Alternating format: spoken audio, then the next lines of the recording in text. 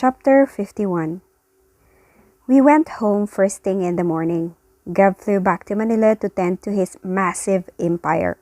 Si Jerome naman ay naiwan. The press was mostly gone but our first few public appearances made them go crazy. Kaya nagpasya kaming wag munang lumabas. Ma'am Chris, naku, mabuti naman at nakauwi na kayo. Alalang-alala kami dito. Sinalubong kaagad ako ni Ingrid ng yakap. I smiled tightly at her and to pass beside her. Napapalatak ako nang si Nanang Telma ay diskumpiyadong umiling sa akin. Diyos mio, kang bata ka, Christina. Saan ka ba nanggaling? Hindi ka man lang tumawag. Relax, Nanang. I'm okay now. Never been better. Katwiran ko kahit na mukha akong basahan sa malaking t-shirt na aking suot. Well, at least I'm a rug that smells like a filthy rich businessman. Not just filthy rich, but mind you, freaking hot also. Para akong natulilig sa mga sermon ng matanda. Ang kanyang matinis at nanggagalit na boses ang naging umagahan ko imbis na ang inaasahang sinangag at kape. Well, I had breakfast eventually with Nanang Telma's constant nagging and Paz and Ingrid's concern as dessert. Siyempre. Siguradong makakarating ito kay Governor. Hindi ka na makakatakas sa pagkakataong itong bata ka. Magtatanda ka na rin. Sabi pa ni Nanang Telma. Alam mo, ma'am, nung hindi pa kayo nakakauwi magpipinsan, alalang-alala kami. Lalo na't sobrang daming tao sa labas. Grabe, ma'am. Pero okay na ngayon. Sabi din ni Ingrid. Hindi ko talaga alam ang gagawin ko kapag nawala kayo, madam. Yung mga lalaking humarang sa inyo, dapat kinukulong ka agad. Mabuti na lamang at nanood yung, sinong na nga pa ba yun? Si Sir Jerome po? Yes, Jerome. As in Jerome. And Gab as in. I shook my head and resumed chewing. Malay ba niyang si Ingrid, mamaya isumbong na naman ako kay Papa. Umakyat na ako kaagad nang matapos. Iniwan ko ang kanilang nag-aalala at nagtatanong ng mga mukha. I felt dirty and exhausted. The stress from what all that happened crept up within me just this morning. Kaya naman halos isang oras akong nakababad sa bathtub habang umiinom ng wine. Although, minutes later, the stress came in full force after I powered my cell phone. Everything exploded. Yung direct messages ko, messenger ko, Twitter and Instagram. Ay, nako. Well, ang tanging pinaunlakan ko lamang ay ang mga relatives, si Sian and my closest friends, and of course, si Papa. He's the one and only that mattered to me anyway. Nakarating na sa kanya ang balita. I was surprised at myself because I was calm the whole time I was reading his messages. Even his secretary was bombarding me with such frantic texts, so I decided to call. I combed my fingers on my wet hair as I waited. Spa sounds good and also gym. Should I get a tan or should I cut my diet? Napakunot ako ng noo. At bakit naman ako magpapaganda pa? Spa definitely sounds good. Nagpupunta naman ako doon lagi. But why did I want to up my game more? Parang bulang pinutok ang lahat ng aking pakikipagtalo sa sarili nang sinagot ni Papa ang tawag. What the hell happened, Chris? I asked for a week but the moment I was out of the country, heto ka na. One moment, oh my God. What were you doing with your life? Bulahaw ka agad nito. Romina wanted to go bar hopping. We agreed to her, but nobody asked for it to happen. It was an accident, but it was partly my fault. My fault. I shouldn't have tolerated her. Hindi ko pa tinapos ang salita eh. For pet's sake, Chris, you're not a teenager anymore. I hope you and your cousins know that. Please act more mature and set rules for yourselves. This is a scandal. I know, Pa. I said it was an accident. Bulyaw ko babalik.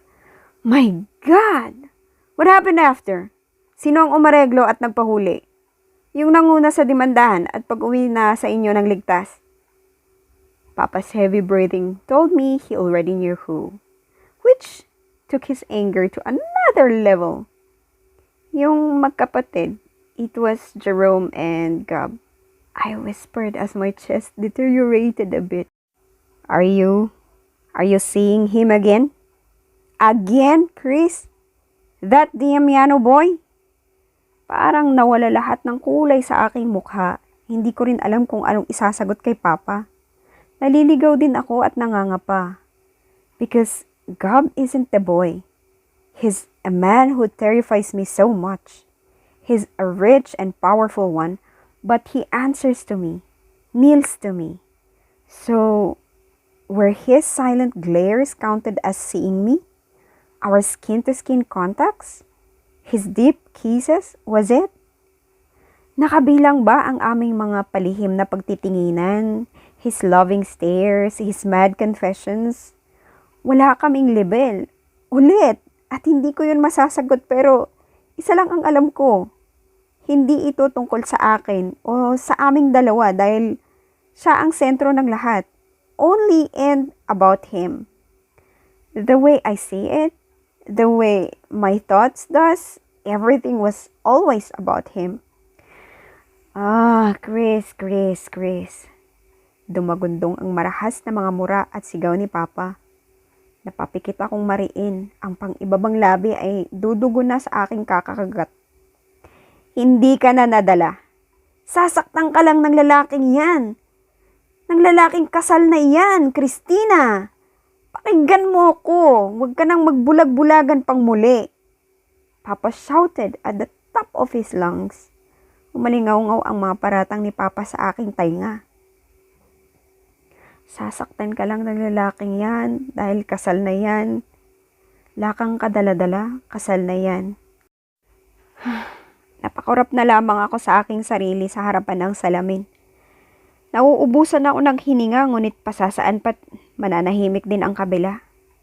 Whatever the hell you're doing, Chris, stop it. Habang maaga pa at habang hindi pa huli ang lahat ay kumalas ka na. I don't want to see you hurt again. By the same man, by the same reason. Nahihibang ka na kung yan ang ipagpupursige mo. Don't stoop that low. Pinili kong paglaruan na lamang ang aking pang-ibabang labi gamit ang aking dila.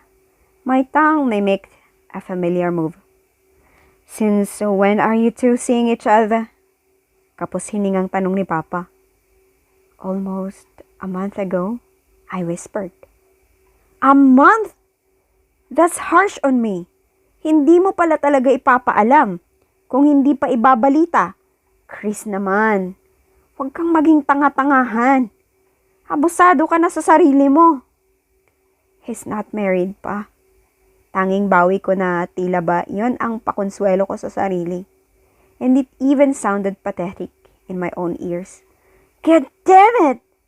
Maniwala ka sa aking kasal at nakatali na iyan. At kung hindi pa sapat, ay sa kapatid mo, Christina. Would you do that? Would you do that? Would you do that to Alina? Would you betray her? She'll know of this. Pa, I'm not betraying anyone because Gab isn't married. I rationalized. Paano kung niloloko ka na naman ng lalaking yan? Mawawala ka na naman sa katinuan at hindi makakausap ng ilang buwan. Ganun ba? Magpapakababa ka para sa lalaking yan para sa ano? If he says he's not married, then he's not married. I blinked twice. My emotions starting to fade. Papa sighed exasperatedly, frustrated and very much furious. Galit na galit ang aking ama. You're doing this again, Chris. This is happening all over again. You're falling again and you'll get hurt. You will surely lose yourself again and I will lose my child again. He added in a much softer and tender voice. You won't lose me. Sagot ko. Sasaktan ka lang ng lalaking yan at sa pagkakataong ito ay hindi ka na makakaahong muli. sakit ang ibibigay sa'yo ng lalaking yon at wala kang magagawa kung hindi ang masaktan lang. No. No, I won't get hurt. That I can promise you, my papa. This time, I have my stand. I hold the reins. I wear the crown. Solid was my ground. Alam ko kung kailan kakapit at kung kailan bibitaw, kaya wala kang dapat ipag-alala, papa. I could do this. You would see. Imbis na sumagot ay nanatili akong tahimik. Plakado ang mga sagot ko sa kanyang mga tanong tungkol sa maselang paksa na iyon. Sumuko na rin si Papa kalaunan at namaalam para sa importanteng meeting. Lahat ng iyon, nasa aking isipan lamang. Ang aking sagot, sa isip lang.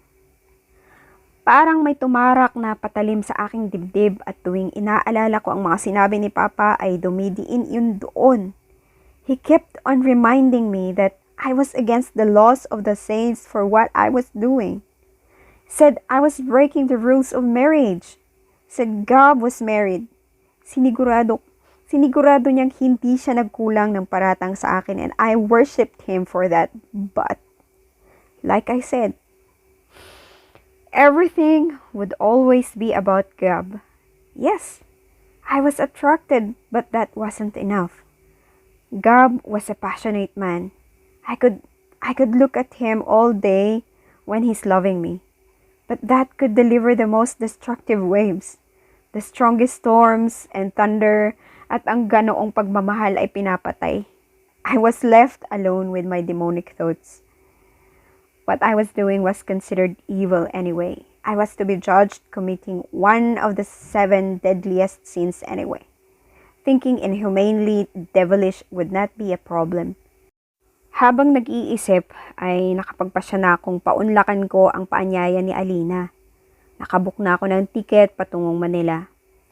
Nang makapananghali na ay nakita ko ang sarili na nakaluhod sa harapan ng bundok ng mga damit. Kanina ko pa nasuri ang lahat ng mga yan kung babagay bang ilabas. There were almost transparent cover-ups, short sundresses, and 2 maxi dresses both with low cut and of course bikinis. Nakausap ko na si Alina kanina bago bumili ng ticket. According to her, the Thomases had already arrived at the resort and casino yesterday. Alina mentioned na 5 araw daw doon kaya pwede pa akong humabol. Ientrada ako sa gitna ng kanilang kasiyahan. I hope my mama remembers me still. I was examining a dark magenta bikini when my phone rang. Nabasa ko kaagad ang pangalan ni Gab doon at gustong makipag-FaceTime na naman. I looked back at the skimpy dresses and underwear near me and I jumped to a more secluded corner. Hi! Sinagot ko ang tawag at kumaway. Chris! He chuckled. His voice husky. How are you? I'm fine. You? Patingin-tingin ako sa aking mga damit na dadalhin. Still sleepy but I can manage. A good coffee will do. Tangon nito sa akin at printing sumandal sa kanyang swivel chair. Nanuri ang kanyang dumidilim na mga mata. Sobrang nagiging mapagbigay ng atensyon sa aking mukha at sa mga parte kong nakikita sa kamera. Hindi ka pa ba natutulog simula ng lumapag ka riyan? You look okay to me. Magpaakyat ka sa secretary mo ng coffee. Kibit balikat ko ngunit sumilip sa kanya nang napagtantong pinagmamasdan lamang niya ako. I cleared my throat. Gab smiled sheepishly at me. Umalis na ba ang mga press dyan? Anya matapos akong suriin. I was just wearing a baggy shirt anyway. I think so. Hindi naman na ako sinasabihan ng mga guards namin at wala nang kumakalat na pictures kong recent, which was a good thing. Gab muttered a curse and it resonated within the walls of his lavish office. His background seems familiar and I figured it's his main office. Siguro ay dyan talaga ang landing niya kapag nasa Manila. Anyway, if you're considering hibernation, okay, then I'm doing great. I can't go out without the paparazzi going crazy on me. I can't go to the mall, which means I can't buy new clothes or shoes. I don't think I can even go to a 7-Eleven, sabi ko. Habang pinagmamasdan ang sariling nagtataray sa screen ay inayos ko ang buhok. Diskumpiyado akong umiling kay Gab. You want to go shopping? Sabi niya. Yes, of course. Kailangan ko na rin mamili ng damit dahil malapit na ang pasukan. Mas madaling bumili ng damit kaysa dalhin ko lahat sa Maynila. I explained. You'll study here in Manila? Is that why you have a condo here? Kumislap ang kanyang mga mata. Ah, crap. Bakit ko ba nasabi? Stupid girl. Yes. Pero hindi pa final. Baka rito ko din itutuloy or baka sa abroad. We'll never know. But if I were to study abroad, dapat ay naroon na ako ngayon pa lang, preparing. Okay, let's shop then. Sasamahan kita. Sagot niya. What? No! Baka matagalan pa ako na magpunta dyan. Kahit na ang totoo ay bukas na ang punta ko ng Manila at hindi naman kami magkikita sa Kalakahan noon. Pwera na lamang kung pupunta kaming pareho sa isang lugar. Oh, fuck that! You wanna come back here with me? Kapag tumungo na ako riyan sa Cebu? Isasama kita. Sabi pa niya. Oh my gosh. Napabasa ako sa pang-ibabang labi. Kumalabog ang aking puso. Kaming dalawa lang ang magkasama? I peeked in my lashes to see Gab. Amusement was written in his eyes as he lazily stroked his lower lip. I can shop on my own with my own cash to burn. Mahina kong sabi. Yes, Chris. Your money, not mine. But showering you with my full attention is what I want. Tinaasan niya ako ng kilay. Napakagat ako ng labi. Uminit bigla ang aking mga pisngi habang naiisip siya at ako na magkasama. He's very attentive indeed. I get drawn to his small gestures. Yung pagiging maasikaso, mga pabulong-bulong at pagkapit sa aking bewang.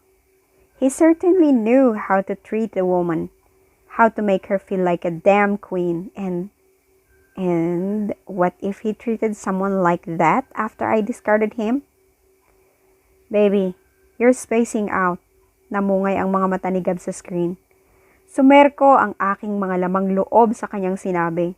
At sa sabay na pagkakataon ay parang sinisilaban ang puso ko sa hapde. When will you be back here? I asked breathlessly. Sa susunod na linggo. May kailangan lang akong tapusin. Gab sat up straight, looking so seriously in his three-piece canali suit. By the way, I want to settle the accounts on the land. Arjun might set it aside because of what happened yesterday. Si Beth at Romina din. Tayo na lang ang mag-usap tungkol doon. Sabi ko. Alright, I will also leave Jerome out of this too. Sagot niya. Tumango ako rito at nanatiling tahimik na lamang. Nilaro ko na lamang ang dulo ng aking buhok at sa gilid ng aking mga mata ay alam kong sinisipat na naman ako ni Gab, which always makes me shut up and, well, be clumsy. Ako na ang unang nagpaalam kay Gab. I'll call again later. I miss you. His face relaxed again, smiling lazily at me. Binulong ko ang aking sagot at tuluyan ng pinatay ang tawag.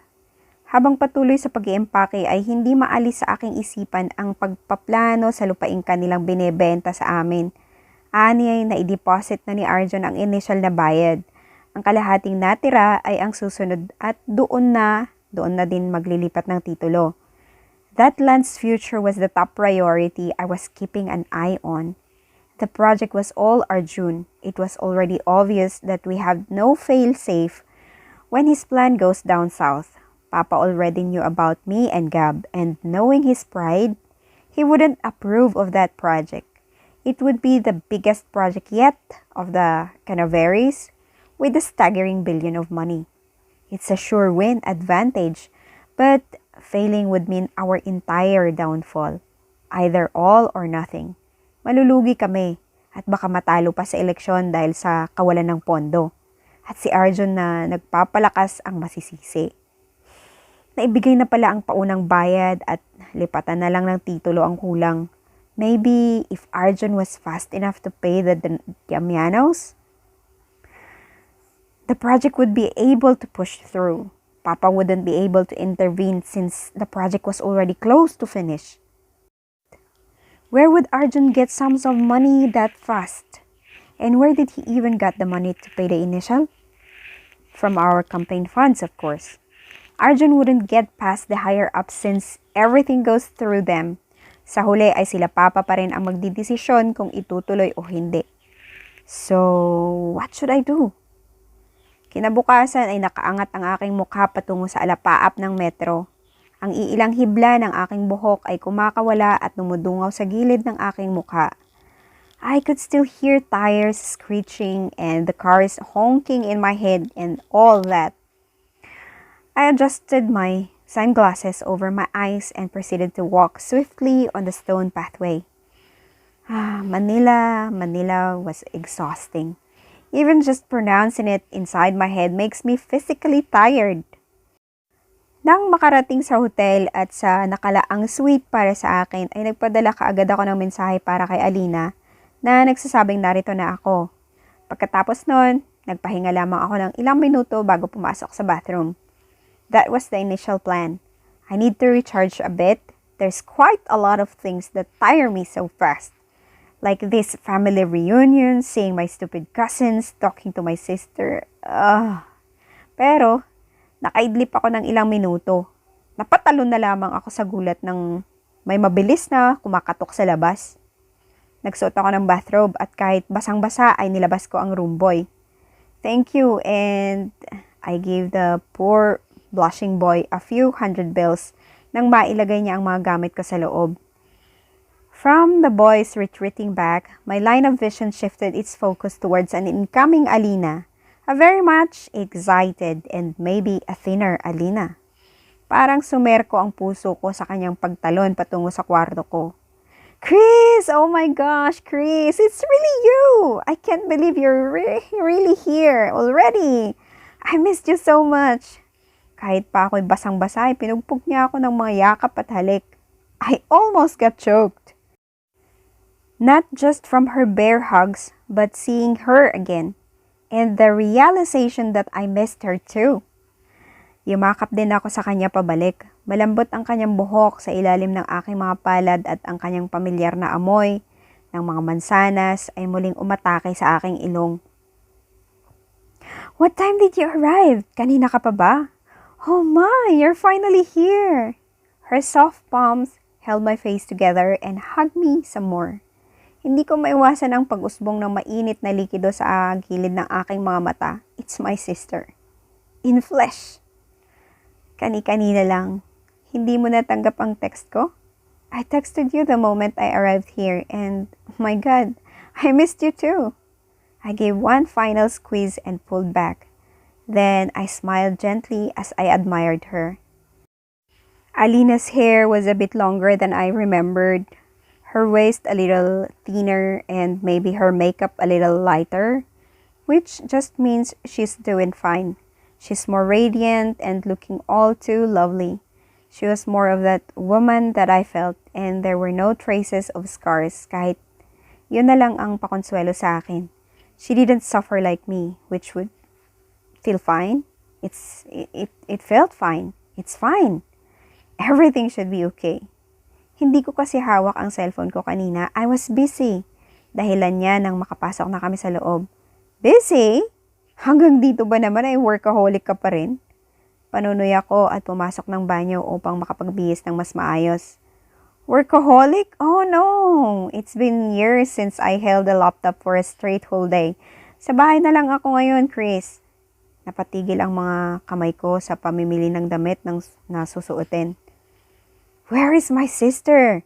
And what have you done to her? Why did her voice suddenly sound warm? Sabi ko. Maniwala ka't sa hindi. Mas masarap naman pala yung ganito. Just living the simple life, having a peaceful breakfast on the porch, spa in the afternoon, occasional trips every month or two. Napataas ang aking kilay habang patuloy na nagbibihis. This version of Alina was far more intriguing and intimidating than the one I left. She improved. She was much better than before. That was all that I wanted for her. Nothing but pure happiness. And you gave up your life's work because ilabas ko ang aking kapatid. Suot ang isang puting maxi dress. Nakaikis ang dalawang tali sa aking hubad na likuran. Oh, look at you! You look so lovely, sis! Napapapalakpak naman kaagad si Alina nang makita ako. She made me twirl while looking at me in different angles. Do you see how happy she was now, Chris? This was the fruit of your painful work years ago. So, I did my part and this was the outcome. Sabi ko sa sarili. Halos 1 oras din ang itinagal namin sa loob ng kwarto nag-uusap. Mostly, si Alina ang palakwento at ako'y tigapakinig lamang parang dati. She further elaborated that she's indeed fully unemployed at the moment and it's been going on for a year and a half. Well, napagtanto kong may nagbago nga sa aking kapatid. Either the genuine warmth that always hits me whenever she smiles or I didn't know, the way she carelessly throws her head back when she laughs. It looked good on her. Everything in her life was perfect. Too perfect. Unlike mine. Parang dati nga lang. Pagkatapos ng aming pag-uusap ay nagpasya na siyang iharap na ako kina mama. May boyfriend ka na ba? Ulit? Or hindi pa kayo nag-break nung dati mo? She smiled sheepishly at me while walking. I don't even know what it's called, ngisi ko. My jaw clicked in annoyance. Has this been going around for years? Hindi niya makapaniwalang sagot. No. Naghiwalay at bumabalik na naman. Laging bumabalik like a bug. Tiniris na pero, sagot ko. Humahalakhak si Alina sabay hapit ng aking baywang. Napatingin na lamang ako sa mga palamuting nagkalat sa kabuuan ng magarbong resort. May iilang mga turistang napapatingin sa amin habang kami naglalakad. Alam mo, relationships nowadays are modernized, Chris. Minsan ay hindi pagmamahal ang basihan, ngunit ang practicality at convenience. Sure, it still needs love to survive, but that's not the main foundation. Hindi naman pwedeng pagmamahal lang ang dahilan kaya naging kayo. A relationship is an investment. That's for you. Because love for me? Immeasurable, time-stopping, heart-clenching, faith-changing immeasurably. Love immeasurably, not love practically. Yun ang sagot ko. Ate, tumaas ang aking kilay at pagak na napatawa. What is she getting at? So, kung convenient ang relasyon nyo ng lalaking yan, a foundation for the future, why not? After all, mas magandang pabalik-balik kaysa sa consistent.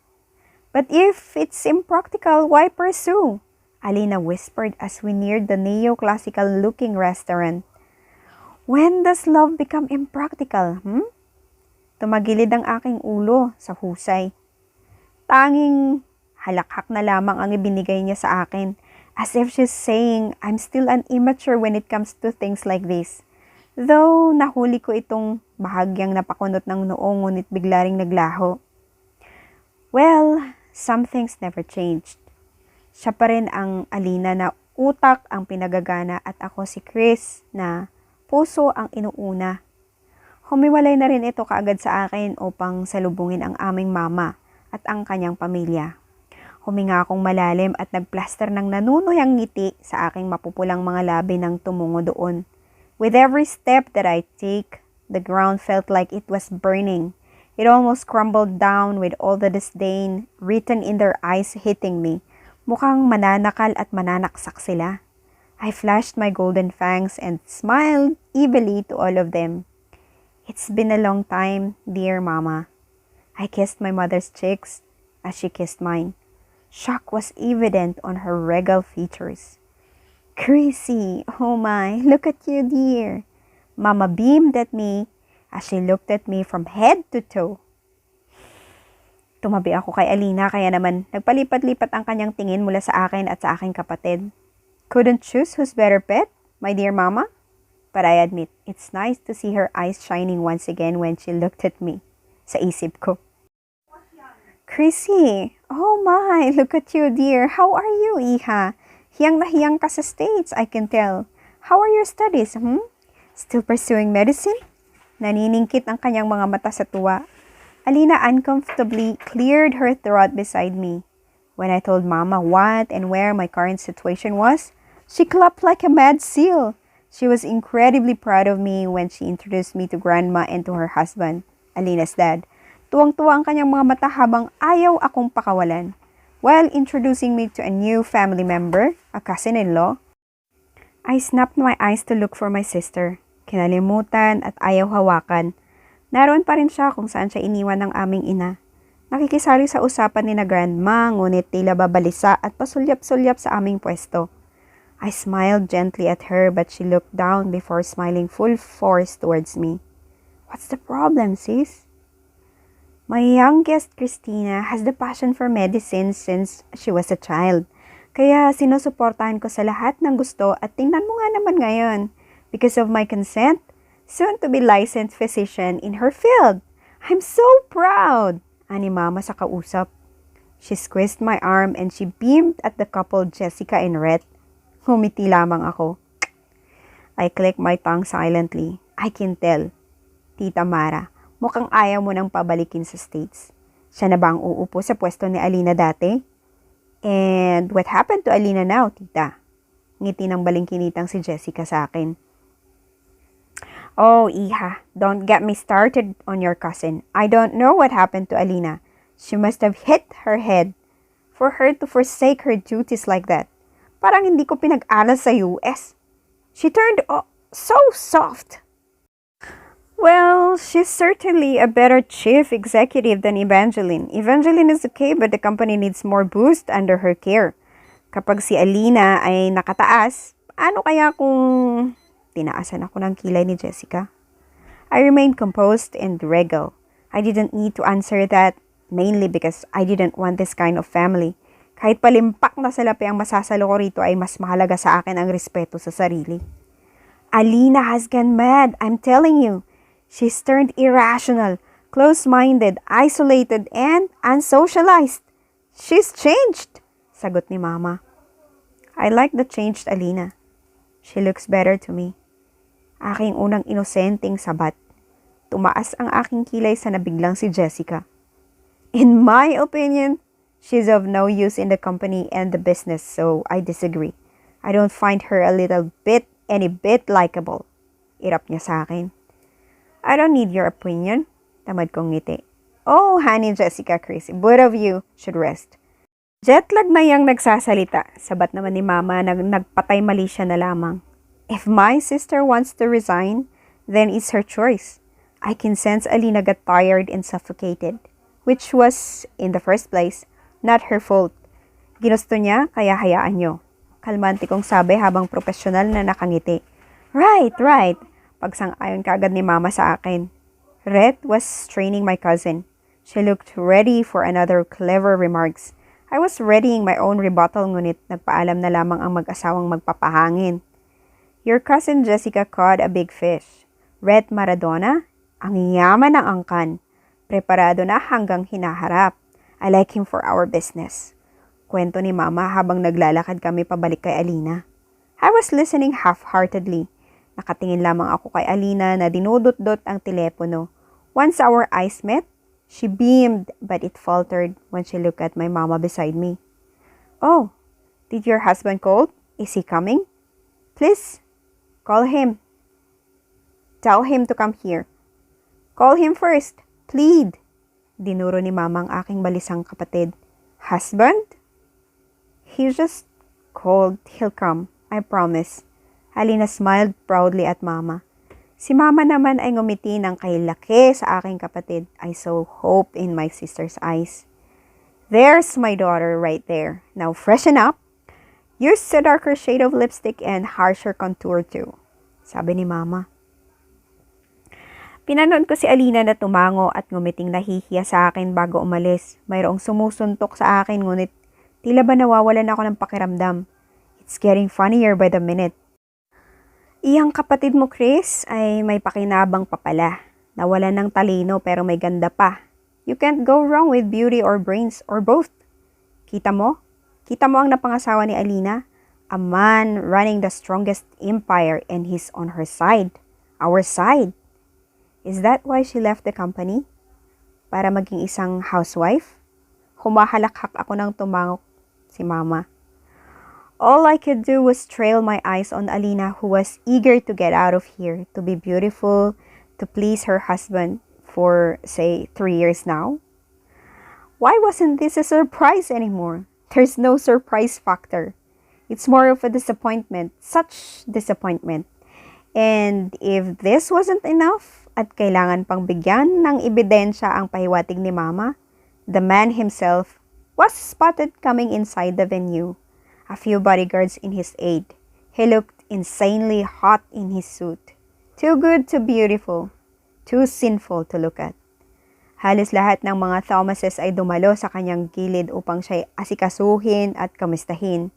He's just a man like that, drawing attention everywhere. A very charismatic person moving in lethal grace that I was so obsessed with.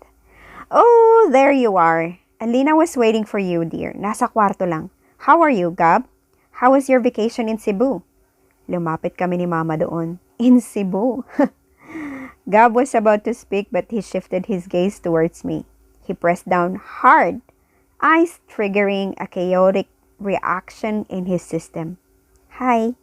I smiled fiercely. Surprise, di Amiano. At dito na po muna natin tatapusin ang ating pagbabasa sa ngayon. So, kung nagustuhan mo ang episode na ito, please hit the like button at comment down below. At kung hindi ka pa nakapag-subscribe sa aking channel, hit the subscribe button na din and bell all para ma-notify ka pag may bago na tayong upload. So, maraming salamat sa pakikinig at hanggang sa muli.